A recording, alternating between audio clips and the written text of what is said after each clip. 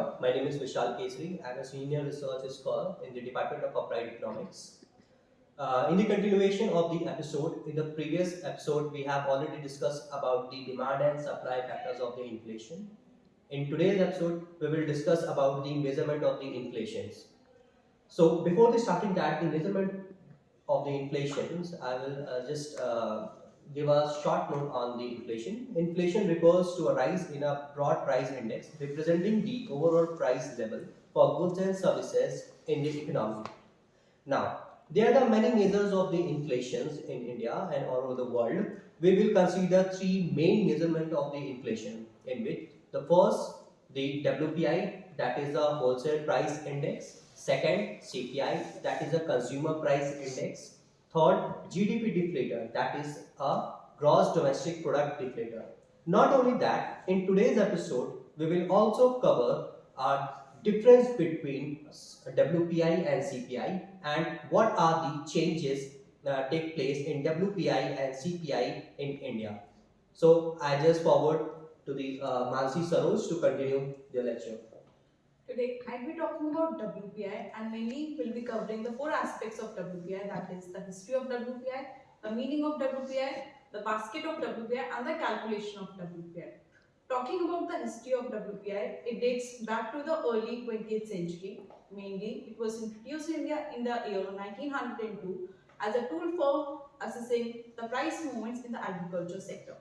Initially, it covered only a limited number of commodities, mainly the primary articles, but over the period of time, it has the scope of WPI has widened to cover a wider range of commodities such as the manufacturing goods. Today, it is of utmost importance not only to the policymakers but to the economists and analysts, as it helps them to assess the price movements, monitor the inflationary pressures, and thus it helps them to make the informed decisions regarding the economic policies of the country. Talking about the meaning of the WPI, WPI stands for Wholesale Price Index, and as the name suggests, it deals with the wholesale goods. Talking about the meaning of WPI, WPI stands for Wholesale Price Index and it deals with the wholesale prices in India. It is published by the Office of Economic Advisors under the Ministry of Commerce on a monthly basis. If we talk about the basket of WPI, presently there are 697 items which have been raised from 676 items, and these items are broadly classified into the three categories, which are manufactured goods, primary goods, fuel and power. Manufactured goods include goods like processed sugar, textile manufacturing, etc. And its total share accounts for 64.97%. Talking about the primary goods, it includes food grains, minerals, vegetables, cotton, jute, etc. And it holds a total of 20.12% of share. The third category is fuel and power, and as the name suggests, it deals with energy related products such as petrol, diesel, CNG, LPG, etc. And its share is 14.91%. Talking about the calculation of WPI, so the base year that is used for the calculation of WPI is set as 2011 and 12, and the formula that is used for the calculation of WPI is total value of basket of goods at current prices divided by the total value of basket of goods at base year prices multiplied by 100, and this basket of WPI goods is reviewed on a periodical basis so as to ensure that it reflects the changing pattern of trade. Now, I would like to hand it over to Aparna for explaining her topic on CPI. I am mainly talking about 4 points about CPI, that are what is CPI, how CPI calculated, basket of CPI and types of CPI. So my first point is what is CPI? CPI, that is Consumer Price Index, is an index used to calculate the retail inflation in the country. CPI, that is Consumer Price Index, is the measure of change in the price level of a basket of consumer goods and services bought by household. It is a numerical estimation calculated using the rates of a sample of representative objects, the price of which gathered periodically. The Consumer Price Index is an economic indicator which is mainly used to measure inflation in the country. It gives the government, businesses, citizens, an idea about the change in prices in the economy.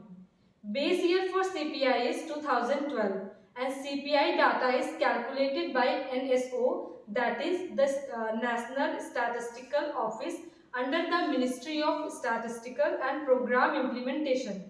Formula for calculating CPI is cost of market basket in a given year upon cost of market basket in base year multiplied by 100. Now what is market basket? A market basket is a selected group of products designed to track the general performance of a specific market segment. CPI basket covers 448 items in rural and 460 items in urban basket. Arrange these items into 6 major groups, that are food and beverages with 46% weight, housing 10% weight, clothing and footwear with 7% weight, fuel and light with 7% weight, pan and tobacco with 2% weight, and miscellaneous 28%. Now I am talking about the types of CPI.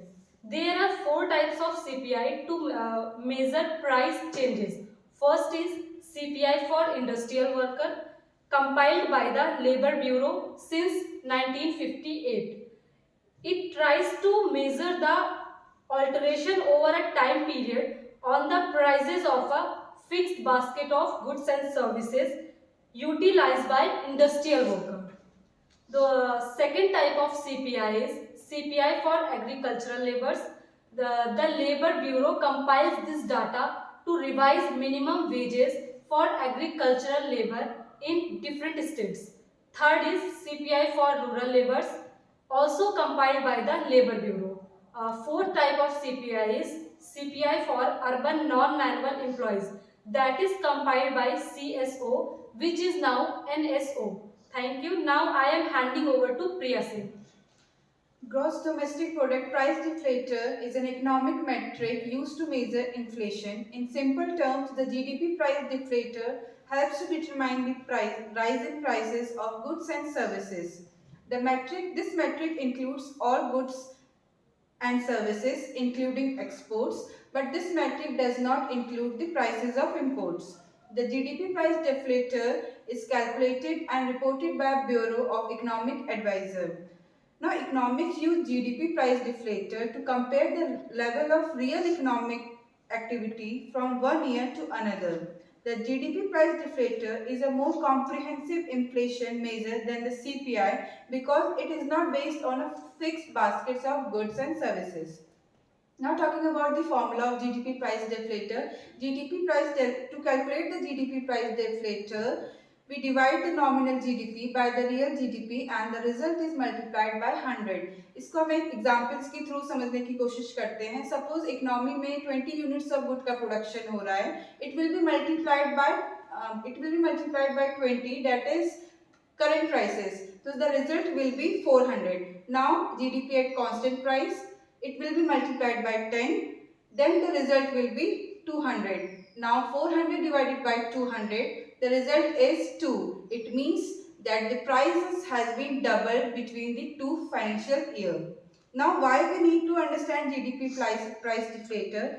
GDP represents the total output of goods and services, but the metric does not factor in the impact of inflation or rising in price into its result as GDP rises and falls. The GDP price deflator addresses this by showing the effect of price changes on GDP by establishing a base year and by comparing the current prices to prices in the base year. Now, Anushka will be talking about the major difference between CPI and WPI. Summarizing all the points discussed here, let's discuss about the major key differences between Consumer Price Index and Wholesale Price Index. Wholesale Price Index estimates inflation by determining the price paid on the purchase of the goods by the wholesalers from manufacturers and comparing it with the base year prices. As against Consumer Price Index used to measure the changes in prices by making a comparison through time the overall price of the fixed basket of commodities. In India, Wholesale Price Index is published by Office of Economic Advisor, which comes under the Ministry of Commerce and Industry. On the contrary, Consumer Price Index is declared by the Central Statistics Office, which works under the Ministry of Statistics and Program Implementation. In Wholesale Price Index, the inflation is measured by tracking the price paid at the first stage of the transaction. Conversely, the price paid at the last stage of the transaction is used to measure inflation in the Consumer Price Index. WPI basket covers the only price of goods, whereas services like housing, education, recreation, and so forth are also covered in CPI basket along with the goods. WPI is concerned with the prices paid on the trade of goods between two business houses for the purpose of resale.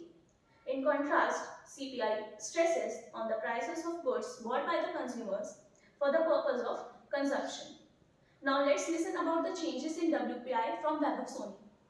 Changes in WPI and CPI occurs due to varieties of factors. These changes can be driven by both domestic and international factors. Here is a breakdown of why and when these changes occurs. First we talk about the consumer price index. When these changes occurs, firstly regular updates. These regular updates is done by MOSPI often on a monthly basis, which reflects the change in cost of living. Second, shift in the basket of goods. This can happen due to change in consumer preference and spending patterns of the consumer. Third is price movements. Price movement, this is influenced by varieties of factors such as inflation, supply, demand dynamics, and government policies. Why these changes occurs in CPI? Firstly, inflationary pressure, food and energy prices, government policies have also huge impact on CPI. Third, change in exchange rates, and fourth is labor market conditions. And when we talk about wholesale price index, when these changes occurs in wholesale price index, firstly regular updates which is done by Ministry of Commerce and Industries oftenly on weekly basis, which reflects the changes in price of goods at wholesale level. Second, shift in production cost, change in inputs and manufacturing goods which we use in manufacturing also have huge impact on WPI. Third is market dynamics. Change in market dynamics such as production volumes, market competition have also huge impact on WPI. Why these changes occurs in WPI? Firstly, input cost. Change in input cost have a major impact on WPI. Second is manufacturing and production inputs and change in policies related to manufacturing and production inputs. Third is market forces, demand and supply of goods and inputs which we use in production also have huge impact on WPI. Exchange rate, imports of raw materials also have huge impact on WPI, and trade policies which is established by our government officials. So we can summarize that changes in WPI and CPI are regular occurrence and influenced by complex interplay of factors such as market forces, government policies, global economic conditions, and consumer behaviors. And these indices are essential tools for policymakers and businessmen which to understand the inflation needs, trends, and make informed economic decisions. With this, we conclude this video talking about measures of inflation, and carrying forward to next, we will discuss the WPI in detail.